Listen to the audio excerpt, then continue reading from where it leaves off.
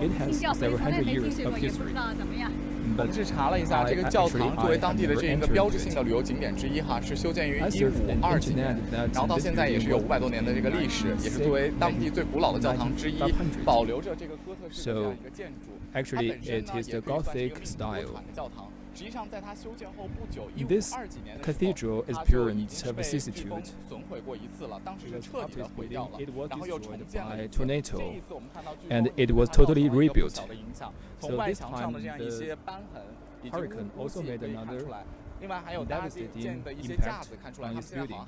You can see that it is in the process of repair. So here we are in the plaza. This plaza is a landmark plaza. Here we can see recreational activities as well as singing and dancing. Well, plaza in China actually they are big, but in San Juan they are small. You can see some chairs, and the musicians sometimes they come here to singing or to do some performance. You can see there is a singer. He takes a guitar. So last time I came here, I met a musician. He sang for some tips. I remember a movie titled Blanca and the music. We know that Mexico is also was a colony of Spain, and in that movie I saw a lot of squares and plazas like this one. This movie is about that a small girl was born in a very small town, and she was an orphan, and she wanted to gain enough money to see her mother, and then she went together with a musician to make money. I saw some strange formed monuments and statues. And I can see that this is a chicken, moon. I can see from the shape, the head, the neck of the animal, and the tail. Well, this monument seems like a very important artist work, Jorge Sach. So this plaza actually is paying tribute to Felicia Rigon. She's a very important feminist in the country. Here we can see a lot of statues full of imagination.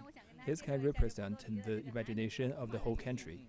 I want to introduce this culture to you. You know, in China, women actually they enjoy a strong power. However, in Puerto Rico, women they enjoy even higher power. Maybe you heard from the media that there in the world there are some violence in the families, but actually here the violence rate is relatively low, according to my experience. Here, women, their education level is higher than the education for men. In my class, 80% are girls and ladies.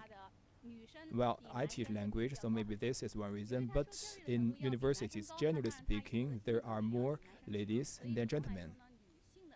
So generally speaking, in Puerto Rico, economy of women is better than the economy of men. Here, the law protects children.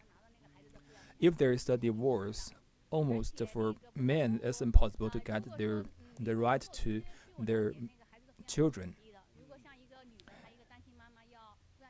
And here, if a single child, a single mother, he can enjoy a lot of endowment and the compensation from the government. And actually, the government gave a lot of compensation to the children.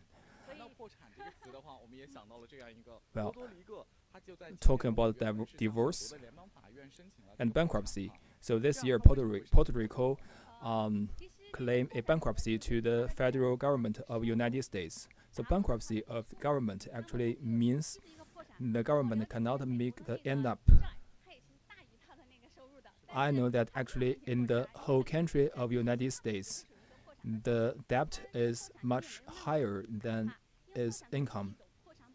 But actually, bankruptcy is not that frightening because you can have a protection against your bankruptcy. In 1990s, Puerto Rico was a very rich country. I know that Puerto Rico is not only a destination for tourism, but also a center for manufacturing and medicine. I know in 1990s, United States gave Puerto Rico a policy. I forgot the name, but the policy is that Puerto Rico enjoyed kind of incentives to develop their manufacturing and industries. At that time, Puerto Ricans, they had a very high income. Some people, they just didn't work and still have a decent income. I heard that some people in this kind of countries, they prefer not to work. Well, they have different mindset than Chinese people. In China, if you don't work and you get some compensation from the government, well, you feel that shamed, but it's not true for this country.